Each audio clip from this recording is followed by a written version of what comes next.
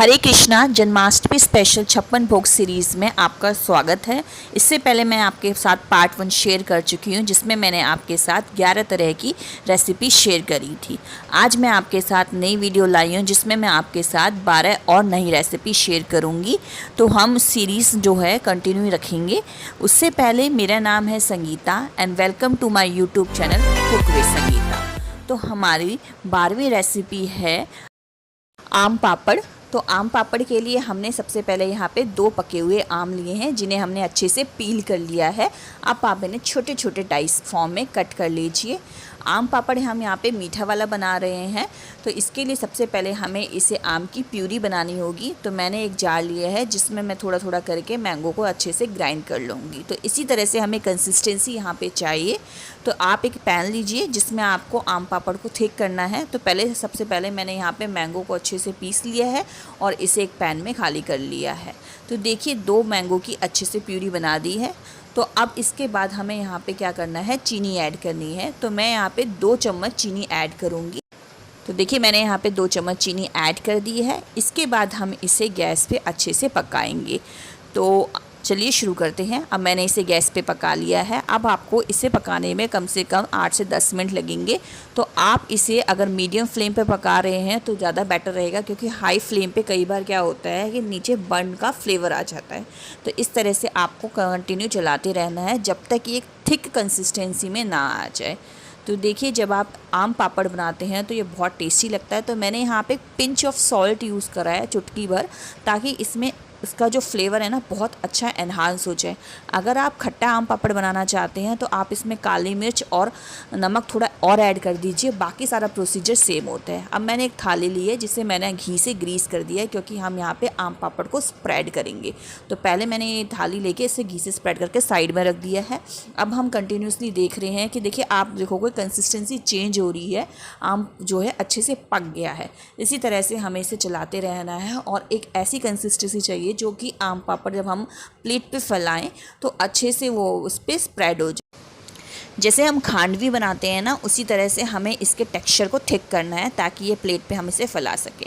अब मैंने इसमें चुटकी भर इलायची का पाउडर डाल दिया है, ताकि इसमें अच्छी सी फ्रेगरेंस भी आ सके। तो देखिए जो आम पापड़ है वो एकदम थिक हो गया है मैंगो। अब हम इसे प्लेट पे अच्छे से फैला देंगे। तो आपको जैसे ही इसे गर्म होता है उसी टाइम उसे फैला देना, अदरवाइज़ क्या होगा, ये जम जाएगा और उसके बाद ये अच्छे से स्प्रेड नहीं हो पाता है। तो इस तरह से मैंने यहाँ पे स्प्रेड कर दिया है। तो आम पापड़ को ना आप 1 से 2 दिन पहले बना के रख दीजिए, क्योंकि हमें इसे धूप में ड्राई करना है। तो आप इसे 2 दिन के लिए धूप में रख दीजिए। अगर धूप अच्छी खासी आ रही है तो ये 1 दिन में भी ड्राई हो जाता है। तो देखिए मैंने 1 दिन के लिए ही रखा था और अब आप देखिए एकदम ये ड्राई हो चुका है। अब आप क्या करें, नाइफ़ से इसकी सारी किनारियों को निकाल लीजिए। तो देखिए ये एकदम निकल चुका है। देखिए इस तरह से हमें जो आम पापड़ चाहिए होता है ना, वही आम पापड़ हमें एकदम रेडी हो चुका है। तो देखिए अब आपको क्या करना है, अब आपको इसे कट करना है और आप चाहो तो इसे किसी भी शेप में दे सकते हो। तो मैं यहाँ पे बेसिकली रोल बनाऊंगी, तो इसी वजह से मैं यहाँ पे कट कर रही हूँ और रोल बना दूंगी। तो देखिए आम पापड़ जो आप बाज़ार से खाते हो ना, वो आप इजीली अब घर में भी बना सकते हो और हमारे कृष्ण जी का आप भोग भी तैयार कर सकते हो, क्योंकि कृष्ण जी को जब भोग तैयार करते हैं ना, तो उसमें खट्टा मीठा फ्लेवर ऐड करा जाता है 56 भोग में। तो 56 भोग में हमने यहाँ पर आम पापड़ बनाया है थोड़े से खट्टा फ्लेवर देने के लिए। तो देखिए इसी तरह से आप बाकी रोल्स भी तैयार कर लीजिए। तो इसे आप स्टोर करके रख सकते हैं। तो मैंने यहाँ इसे 1 दिन पहले ही इसकी प्रिपरेशन कर ली थी। तो देखिए हमारा आम पापड़ तो एकदम रेडी हो चुका है, हमारी जो 12th रेसिपी थी। अब हम 13th रेसिपी बनाएंगे रबड़ी, क्योंकि हमारे कान्हा जी को रबड़ी का भोग भी लगाया जाता है। तो रबड़ी का भोग लगाने के लिए मैंने 1 किलो फुल क्रीम जो दूध था उसे कढ़ाई में रख दिया है अच्छे से उबलने के लिए। तो आप रबड़ी को भी 1 दिन पहले बना सकते हैं। तो देखिए अब आपको क्या है, इस तरह का कोई स्पैचुला चाहिए, अगर आपके पास कोई है तो आप इस तरह का कोई बर्तन यूज़ कर लीजिए। अब आपको क्या है, दूध को अच्छे से उबलने देना है। जैसे ही दूध में एक उबाल आ जाएगा, आप गैस की फ्लेम को मीडियम पे कर देना। तो क्योंकि क्या है, हमें इसमें मलाई पड़ने देना है। तो जैसे अब दूध में मलाई पड़ती रहेगी, आप इसे कलची से साइड में चिपकाते जाएंगे तले पे। तो रबड़ी में क्या होता है, एक तरह से थिक ये मलाई होती है। तो आपको ये मलाई को बस क्या करना है, साइड में करते रहना है। अदरवाइज़ रबड़ी का सारा प्रोसीजर सेम होता है और ये बहुत ईजी होती है। तो दोस्तों अगर आपको मेरी वीडियो पसंद आती है ना तो प्लीज़ मेरी वीडियो को लाइक, शेयर और सब्सक्राइब कर दीजिए और साथ ही साथ बेल आइकन को प्रेस करना ना भूलें ताकि आपको मेरी आने वाली वीडियो की अपडेट मिलती रहे। तो आपने पार्ट 1 देख लिया होगा, आई होप कि आपको पार्ट 1 मेरा पसंद आया होगा। तो देखिए इसी तरह से आपको दूध को थिक करते रहना है और मलाई को साइड करते रहना है। तो इसमें हमारा आधा से 1 घंटा लग जाता है। तो ये आप प्रिपरेशन 1 दिन पहले करके रख सकते हैं। तो इसी तरह से दूध थिक हो रहा है और इसी तरह से हम मलाई को सेपरेट करते जाएंगे। तो देखिए आप 56 भोग में एक मलाई जो रबड़ी होती है वो भी एक भोग होता है। तो इस तरह से आपने रबड़ी भी तैयार कर लेनी है। तो देखिए आप देखते रहेंगे कितनी थिक होती जा रही है। तो देखिए एकदम रबड़ी तैयार हो चुकी है। ये नीचे से भी एकदम गाढ़ी हो चुकी है और साइड में मलाई एकदम बिल्कुल थिक हो चुकी है। अब इसके बाद हम यहाँ पे चीनी ऐड करेंगे। तो चीनी को आप अपने स्वाद के अनुसार कम या ज़्यादा भी कर सकते हैं क्योंकि दूध का फ्लेवर ऑटोमेटिकली कुछ मीठा होता है। तो हम यहाँ पे 4 चम्मच चीनी यहाँ पे ऐड करेंगे। तो मैंने यहाँ पे 4 चम्मच चीनी ली है और इसे मैं अच्छे से मिला लूँगी। तो देखिए इस तरह से आपको भी रबड़ी इसी तरह से तैयार करनी है। अब मैंने क्या करा है, मैंने चीनी के साथ ही ना इलायची पाउडर डाल दिया है। तो मैं यहाँ पे आधा चम्मच इलायची पाउडर यूज़ कर रही हूँ जिससे रबड़ी का जो फ्लेवर है और जो स्मेल है ना वो बहुत ही अच्छी हो जाएगी।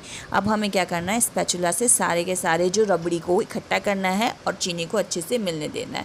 तो इसी तरह से आपने जो तले पे जो मलाई चिपकाई थी ना, अब आप इस स्पैचुला से इसे अलग कर लेंगे और सारे के सारे मिश्रण को मिला लेंगे। तो देखिए एकदम रबड़ी हमारी तैयार हो चुकी है। वृंदावन की रबड़ी आपको याद आ जाएगी जब आप इस तरह से रबड़ी बना के खाएंगे। तो देखिए अब आप क्या करना है, इसे भी आप 1 दिन पहले बना के रख सकते हैं और फ्रिज में स्टोर कर सकते हैं और ठंडी ठंडी आप भोग में सर्व कर सकते हैं अपने कान्हा को। तो देखिए मेरी तो रबड़ी एकदम तैयार हो चुकी है। अब मैं इसे कर रही हूँ फ्रिज में स्टोर ताकि मैं इसे अगले दिन 56 भोग में लगा सकूँ जन्माष्टमी पर।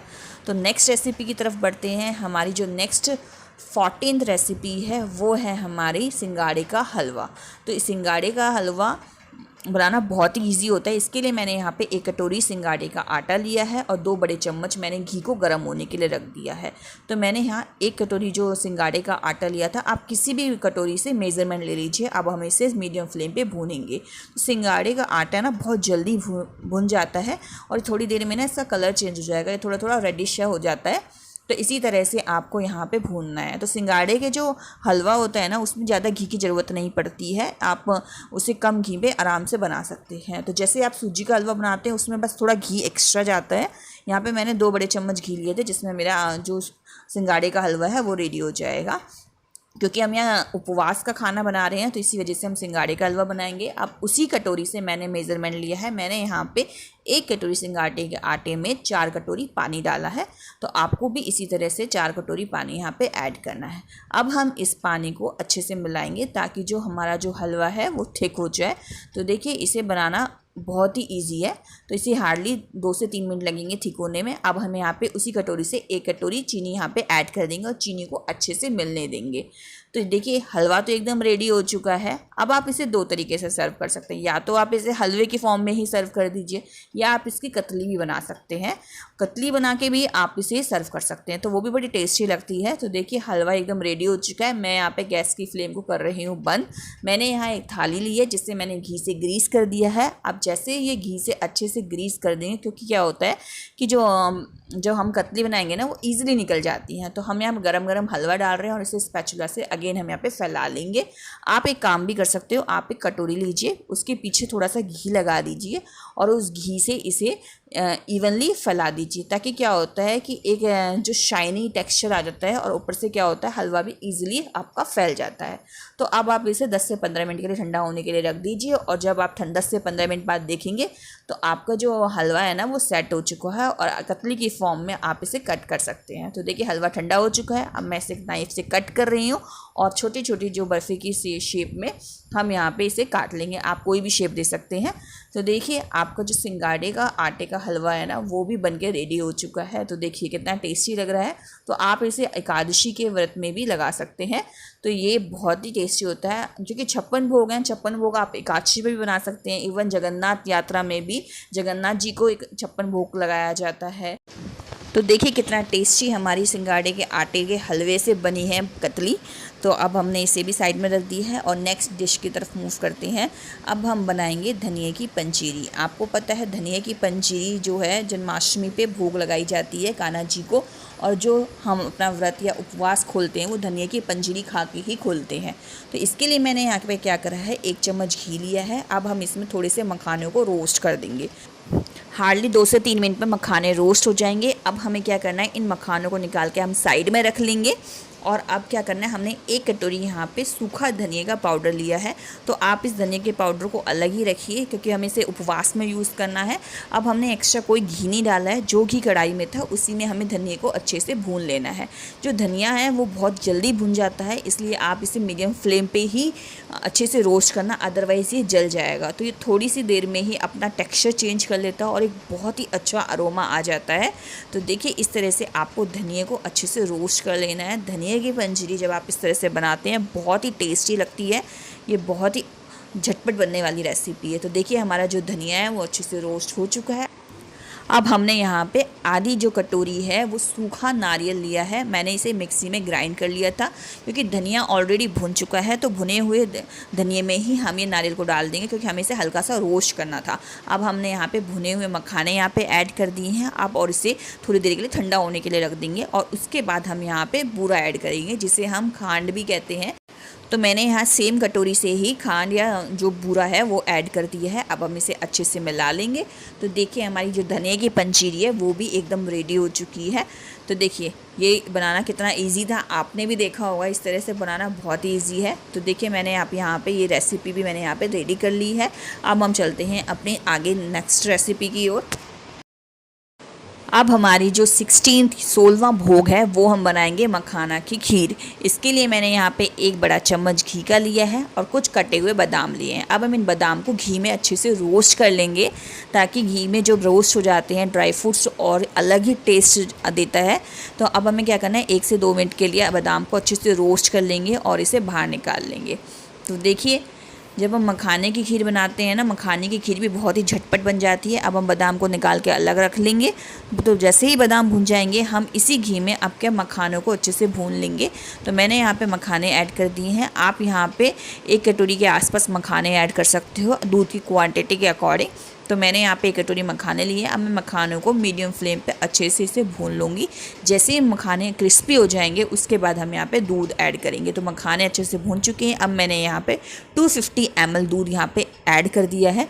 तो अब हमें दूध को अच्छे से बॉईल होने देना है मीडियम फ्लेम पे। तो खीर के पकने का कैसे पता चलता है, जैसे ही हमारे मखाने सॉफ्ट हो जाएंगे और जो खीर का टेक्सचर एकदम ठीक हो जाएगा तभी हमारी मखाने की खीर रेडी है। अब मैंने सेम यहाँ पे 2 चम्मच नारियल का बुरादा यहाँ पे ऐड करा है, या डेजिनेटेड कोकोनट भी कहते हैं। ये आपको बाज़ार में भी मिल जाएगा। तो देखिए मैंने यहाँ पे इसे अच्छे से मिला लिया है और हम इसे ऑलरेडी इसे थिक होने देंगे। तो जैसे ही देखिए जब खीर हमारी ठंडी होती है ना तो मखाने तब भी दूध सोखते हैं। तो अब यहाँ पे हम चीनी ऐड करेंगे। मैंने यहाँ पे 2 चम्मच चीनी ऐड करी है। आप चीनी को अपने टेस्ट के अनुसार कम या ज़्यादा कर सकते हैं। तो देखिए मखाने की खीर भी हमारी बनने वाली है। तो इस तरह से आप मखाने की खीर भी ऐड कर। तो देखिए जो हमारी जो खीर है वो तैयार है। अब हम इसमें डालेंगे इलायची पाउडर। अब मैं यहाँ पे इलायची पाउडर मिक्स कर रही हूँ ताकि जो खीर में है बहुत ही अच्छी सुगंध आ जाए। तो जो 56 भोग है उसमें दूध दही के भोग ज़्यादा लगाए जाते हैं। तो इसी तरह से देखिए आपने खीर यहाँ पे रेडी कर लिया। अब मैंने यहाँ पे जो कुछ बादाम रोस्ट करके रखे थे ना, अब मैंने यहाँ पे उसी बादाम को यहाँ पे ऐड कर देना है और गैस की फ्लेम को कर देंगे बंद। अब हम इसे थोड़ी देर के लिए ठंडा होने के लिए रख देंगे क्योंकि ठंडा होने के बाद भी मखाने इसमें दूध को ऑब्जर्व करेंगे तो थोड़ी थिक हो जाएगी। और इसे हम एंड में बाकी भोग के साथ इसे हम कान्हा जी को सर्व करेंगे। तो देखिए मखाना खीर भी रेडी हो चुकी है। चलिए हम आगे बढ़ते हैं और मैं आपके साथ अब रेसिपी शेयर कर रही हूँ कुछ सब्जी बनाने की, क्योंकि हमने मीठा तो बना लिया, अब खाने में हमें नमकीन भी कुछ बनाना है। तो इसलिए मैंने यहाँ पे कद्दू की, या जिसे हम पेठा बोलते हैं, पेठे की सब्जी भी यहाँ पे हम बनाएंगे। तो मैंने यहाँ पे आधा जो पेठा था उसे कट कर लिया था, छिलकों को मैंने पील कर लिया था। अब यहाँ पे 2 टेबलस्पून घी लिए थे। जैसे ही घी यहाँ पे गर्म हो गया था उसके बाद मैंने यहाँ पे पेठे को ऐड कर दिया था। अब मैंने ऊपर से डाला है नमक और हम इसमें यहाँ पे 2 चम्मच नमक डालेंगे। आप नमक को अपने टेस्ट के अकॉर्डिंग कम या ज़्यादा कर सकते हैं। तो जब आप उपवास में पेठे की सब्जी भी बना सकते हैं। तो देखिए अब हम क्या करेंगे, प्लेट को ना ढक देंगे ताकि जो हमारा जो पेठा है वो अच्छे से गल जाए, क्योंकि इसे पकने में 8 से 10 मिनट लगेंगे। तो मैं आपके साथ जो छप्पन भोग की रेसिपी शेयर कर रही हूँ ना, इसमें से आप कोई भी रेसिपी अपने व्रत या उपवास में भी बना सकते हैं। तो मैंने देखिए अब प्लेट हटा लिया और जो हमारा जो पेठा सीताफल है वो गल गया है। अब इसमें मैंने 1 टेबलस्पून मैंने यहाँ पे धनिया पाउडर ऐड करा है।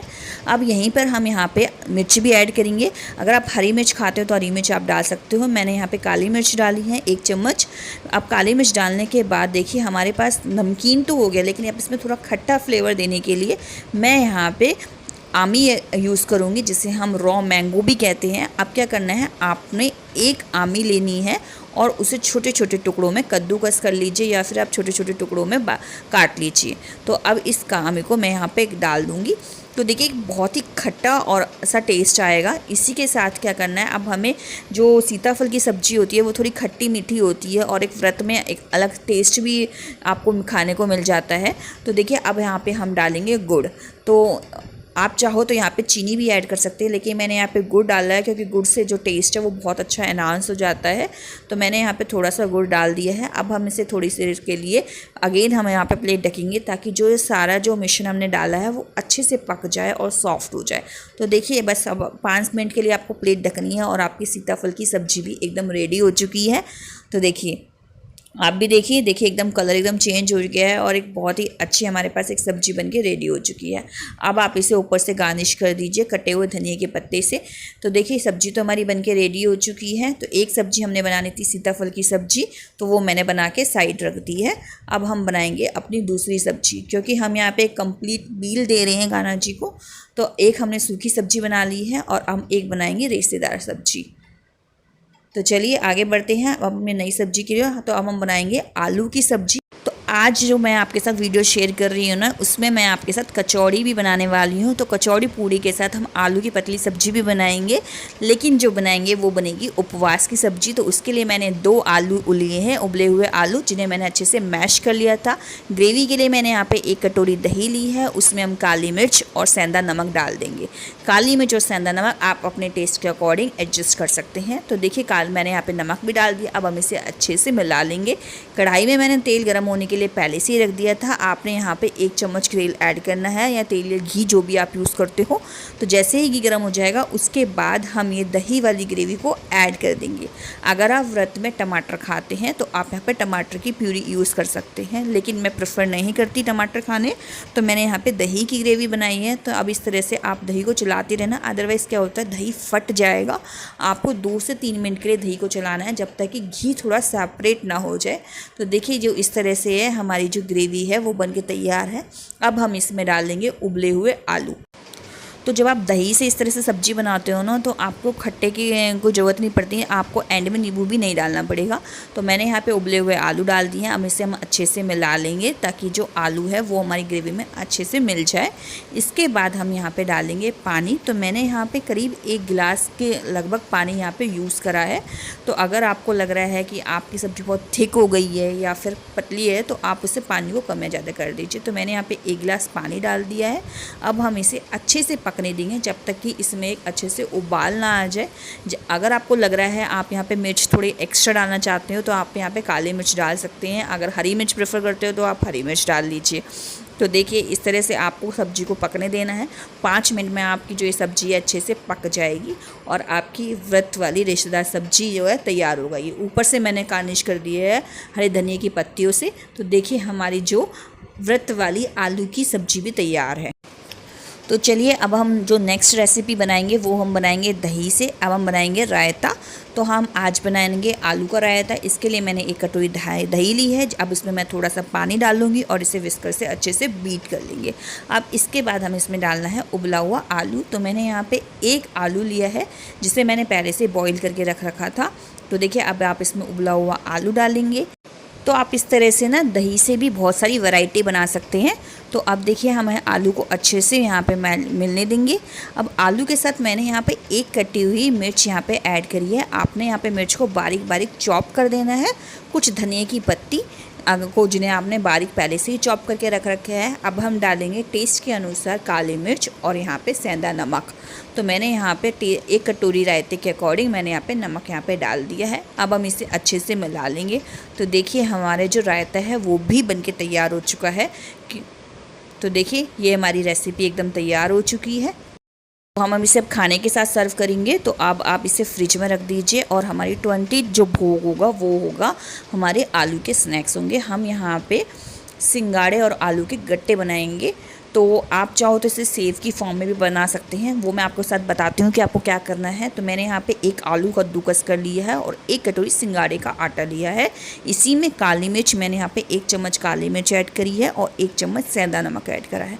अब आपको क्या करना है, आलू में पहले से ही थोड़ा बहुत मॉइस्चर होता है, तो आपको पानी नहीं ऐड करना है बिल्कुल भी। अब आपको इसे अच्छे से हाथों से गूँथ लेना है। तो देखिए, अगर आपके पास जो आलू और बेसन की जो सेव बनाने वाली मशीन होती है ना, अगर वो है तो आप उस मशीन में डाल के इसके सेव बना सकते हैं। लेकिन नहीं है तो आप क्या करिए, इसे इस तरह से रोल कर लीजिए और गट्टे की शेप में काट लीजिए, या फिर बाइट्स जिसे हम कहते हैं, बाइट्स की फॉर्म में आप इसे काट लीजिए। तो इस तरह से भी आप इसे तैयार कर सकते हैं। तो देखिए, ये हमारे जो सेव हैं वो एकदम रेडी हो जाएंगे। तो मैंने क्या करा है, इसे रोल बना लिया है। अब मैं इसे नाइफ से कट कर लूँगी बाइट्स की फॉर्म में। आपको मेरी सात्विक रेसिपी देखनी है तो आप मेरी वीडियो की प्लेलिस्ट में जा सकते हैं और सात्विक रसोई नाम की प्लेलिस्ट में सर्च कर सकते हैं। और मैं आपकी 56 भोग जो वीडियो है, मैं इसे इंग्लिश वर्जन में भी डाल रही हूँ, तो आप उसे इंग्लिश वाली वीडियो में भी जाके देख सकते हैं कि इस रेसिपी को कैसे बनाना है। तो देखिए, हमने इसे बाइट्स की फॉर्म में काट लिया है और अब हम इसे डीप फ्राई करेंगे। तो देखिए, इसे आप थोड़ा मीडियम फ्लेम में डीप फ्राई करना, क्योंकि हमें इसे एकदम क्रंच फ्लेवर देना है। तो एक बहुत ही क्रंची से बाइट्स तैयार हो जाते हैं और आप इसे धनिया या पुदीने की चटनी के साथ सर्व कर सकते हैं। तो देखिए, ये हमारा एक स्नैक्स की फॉर्म में हमारा जो भोग है वो रेडी हो चुका है। तो इस तरह से आप इसे टिश्यू पेपर पर ले लीजिए ताकि जो एक्स्ट्रा जो ऑयल है वो इसमें एब्जॉर्ब हो जाए। तो देखिए, ये हमारे जो सिंगाड़े आटे के जो गट्टे थे वो तैयार हो चुके हैं।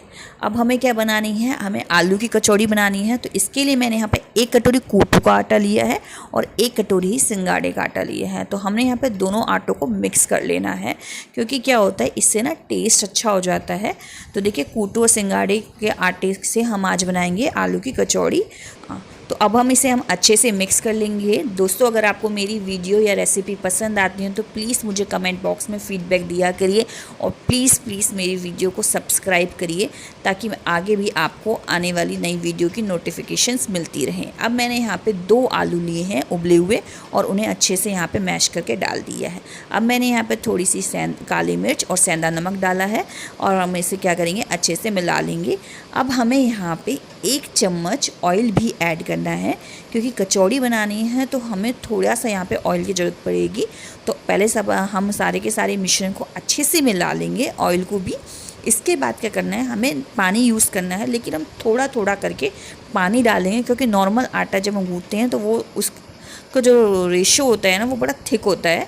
लेकिन कूटू और सिंगाड़े का आटा क्या होता है, अगर आप ज़्यादा पानी डाल दोगे ना, एकदम रनी टेक्सचर आ जाएगा। क्योंकि आज हमें पकौड़े नहीं बनाने, आज हमें यहाँ पे कचौड़ी बनानी है। तो देखिए, आटा लग चुका है, बस थोड़ा सा ऑयल लीजिए और उसे ऊपर से स्प्रेड कर लीजिए और 10 मिनट के लिए ढक के रख दीजिए। अब हम कचौड़ी के साथ साथ पूड़ी भी बना लेते हैं। तो हमारी जो नेक्स्ट रेसिपी है वो है कूटू की पूड़ियाँ। तो इसके लिए मैंने यहाँ पे 1 कटोरी कूटू का आटा लिया है और थोड़ा सा नमक लिया है। अब हम इसमें आटा लगा लेंगे, जैसे हम नॉर्मल आटा लगाते हैं, बस थोड़ा थोड़ा करके पानी डालना है, रनी नहीं करना।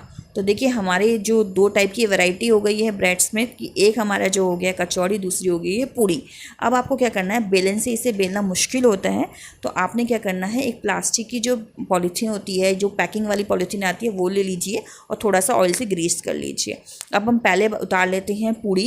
तो मैंने तेल को पहले ही गर्म करने के लिए रख दिया था। अब आप क्या करना, छोटी छोटी लोई लेनी है और इस तरह से ऑयल थोड़ा सा लगा लो। और आपको क्या करना है, जो आपने रैपिंग जो शीट ली है, अब इसे आप फ्लिप करोगे और दूसरे अपने थंब के थ्रू इसे अच्छे से पूरी की फॉर्म में आप इसे बना लीजिए। क्योंकि जब आप बेलन से बनाओगे ना, तो ये बेलन में सारा चिपक जाएगा और पूरी तो नहीं बन पाएंगी। तो इसीलिए सबसे बेस्ट जो मेथड है वो ये है कि आप यहाँ पे प्लास्टिक रैप यूज़ कर लीजिए। तो इस तरह से देखिए, बन गई हमारी पूरी एकदम। तो अब हम क्या करेंगे, देखिए कितनी अच्छी पूरी लग रही है ना। तो अब आप इसे क्या करेंगे, अब आप इसे फ्राई कर लीजिए। तो मैंने यहाँ पे घी पहले से गर्म करने के लिए रख दिया था, तो अब हम इसे इस तरह से फ्राई कर लेंगे। तो इसी तरह से आप यहाँ पे बाकी पूड़ियाँ भी इसी तरह की शेप्स में बना सकते हैं और फ्राई कर लीजिए। तो इसे थोड़ा सा आप एक साइड से अच्छे से पकने दीजिए, देन आप फ्लिप करिए। अदरवाइज पूड़ी बीच में ही टूट जाएगी। तो देखिए इस तरह से हमारी जो 56 भोग में है पूड़ी भी एक तरह से बन के तैयार हो चुकी है। तो हमने देखिए जब हम पूड़ी कचौड़ी बना रहे हैं तो हमने सब्जियां तो पहले से रेडी कर ली थी। हमने आज सीताफल की सब्ज़ी, हमने आलू की सब्ज़ी बनाई है। तो हम अपने कान्हा जी को प्रॉपर एक अच्छा सा भोग तैयार करके देंगे। तो देखिए 56 भोग बनाना ना मुश्किल नहीं है। मैं अपने 56 भोग रेसिपी शेयर करने के बाद कोशिश करूँगी कि एक वीडियो बनाऊँ जिसमें मैं आपको बताऊँ कि आपको ये एक ही दिन में ये सारी रेसिपी कैसे मैनेज करनी है। तो हो सकेगा तो मैं डेफिनेटली इसके ऊपर एक वीडियो बनाऊँगी और अपनी प्लेलिस्ट में ऐड कर दूँगी। तो देखिए जो हमारी पूड़ी है एकदम रेडी हो चुकी हैं। अब आपसे क्या करना है, पूड़ी को लीजिए और टिश्यू पेपर पर उतार लीजिए। तो इसी तरह से आपकी बाकी पूड़ियाँ भी आप इस पर तैयार कर लीजिए। तो ये एकदम बहुत ही सॉफ्ट होती हैं और बिल्कुल भी एकदम टाइट नहीं लगती हैं और इसे आप सब्जी और के साथ आराम से खा सकते हैं। तो देखिए हमारी जो पूड़ी हैं वो एकदम रेडी हो चुकी हैं। चलिए अब हम कचौड़ी बना लेते हैं। इसके लिए मैंने पहले से ही कचौड़ी वाला जो डो तैयार करा था उसके बोल्स बना के रख दिए थे। अब हम इन लोई को फिर से उसी तरह से शेप ले लेंगे प्लास्टिक के रैप से और इस तरह से हम कचौड़ी को भी उतार लेंगे। तो देखिए कितनी फूली फूली आलू की कचौड़ी बनी है ना, एकदम सॉफ्ट होती हैं और ये खाने में भी बहुत ही टेस्टी लगती हैं। आपको लगता ही नहीं कि आपने व्रत रखा है। तो इस तरह से आप जो है आलू की कचौड़ी बना सकते हैं। हमने यहाँ पे सिंगाड़े और कूटू का आटा इसलिए ऐड करा था क्योंकि इससे ना टेस्ट थोड़ा सा चेंज हो जाता है और एक फ्लेवर भी अच्छा आता है। तो इस तरह से आप बाकी सारी कचौड़ियों को भी तैयार कर लीजिए। तो देखिए हमारी जो कचौड़ी है वो भी अच्छे से रेडी हो चुकी है। तो पूरी कचौड़ी तो बन गई हैं। तो अब क्या है, 56 भोग हमने जब बनाए हैं तो देखिए इसमें दूध की कुछ तरह की वैरायटी होती है, दही से कुछ वैरायटी होती है, कुछ मुरब्बे या फिर चटनी की वैरायटी होती है, पूड़ी कचौड़ी पराठे, इस तरह से आप वैरायटी को ऐड कर सकते हो। आपको चाट की वैरायटी भी ऐड कर सकते हो, जिसकी रेसिपी मैं अभी आने वाली वीडियो में शेयर करूँगी। अभी मेरे आगे भी और पार्ट आने, क्योंकि आज मैंने सिर्फ आपको 12 रेसिपी शेयर करी थी। तो अब देखिए पूड़ी तो बन चुकी है। अब हम कुछ ड्रिंक भी बना लेते हैं। तो आज मैं बनाऊँगी मसाला छाछ कान्हा जी के लिए। तो इसके लिए मैंने यहाँ पे 1 कटोरी दही लिया है। इसी में मैं यहाँ पे 1 हरी मिर्च यहाँ पे ऐड कर दूँगी और कुछ धनिया की पत्तियाँ यहाँ पे ऐड करनी है। अगर आपको और थोड़ा तीखा डालना है तो आप इसमें थोड़ी सी काली मिर्च यहाँ पे ऐड कर सकते हैं। काली मिर्च के साथ यहाँ पे हम डालेंगे सेंधा नमक, ठीक है। अगर आप व्रत में भुना जीरा प्रेफर करते हैं तो आप यहाँ पे भुना जीरा डाल दीजिए। ये आपके ऊपर है कि आप प्रेफर करते हैं नहीं करते। अब मैं इसमें यहाँ पे डाल लूँगी ठंडा पानी। तो आप यहाँ पे ठंडा पानी डाल लीजिए और हम इसे मिक्सर में अच्छे से ब्लेंड कर लेंगे। तो देखिए एकदम मसाला छाछ भी तैयार है। क्योंकि 56 भोग बना रहे हैं तो कुछ हम इसमें ड्रिंक्स की वैरायटी भी ऐड करेंगे। तो देखिए इस तरह से हमारी ये मसाला छाछ रेडी हो चुकी है। तो अब हम इसे सर्व कर लेंगे एकदम ठंडी ठंडी। इसीलिए मैंने ये बिल्कुल एंड में बनाई है कि खाने के साथ साथ छाछ की भी एक रेसिपी हो जाए। तो अब ऊपर से आप इसे गार्निश कर दीजिए धनिया की पत्ती के साथ। अगर आपके पास पुदीना है तो आप यहाँ पे पुदीना भी डाल सकते हैं। उससे भी एक फ्रेश एकदम फ्लेवर आ जाता है और एक अच्छी रिफ़्रेशमेंट ड्रिंक बन जाती है। तो देखिए ये हमारे आज के 12 भोग तैयार हो चुके हैं। तो चलिए अब कान्हा जी को हम अपने ये जो आज बनाए हुए भोग हैं ये सर्व करते हैं। तो चलिए हम कान्हा जी के लिए प्लेट लगा देते हैं। और आपको पता है कि कान्हा जी को बिना तुलसी के पत्ते के भोग सर्व नहीं किया जाता, इसलिए पहले मैं प्लेट लगा दूँ, उसके बाद हम तुलसी का पत्ता अपने बाकी पकवान के साथ रखेंगे। तो आगे की जो रेसिपी हैं वो मैं आगे आने वाली वीडियो में शेयर करूँगी। आपको बेल आइकन को प्रेस तो करना पड़ेगा ना, ताकि आपको मेरी आने वाली वीडियो की अपडेट मिलती रहे। और प्लीज़ कमेंट बॉक्स में मुझे ज़रूर बताना कि आपको मेरे 56 भोग के पकवान कैसे लग रहे हैं और इन्हें बना के आप प्लीज़ मुझे फीडबैक दीजिए कि क्या रिस्पॉन्स रहा आपकी फैमिली में। तो चलिए भोग लगाते हैं। तुलसी का पत्ता मैं सारी डिशेस के ऊपर रख देती हूँ। और चलिए कान्हा जी तो भोग लगा रहे हैं। हरे कृष्णा, मिलते हैं हमारी नेक्स्ट वीडियो।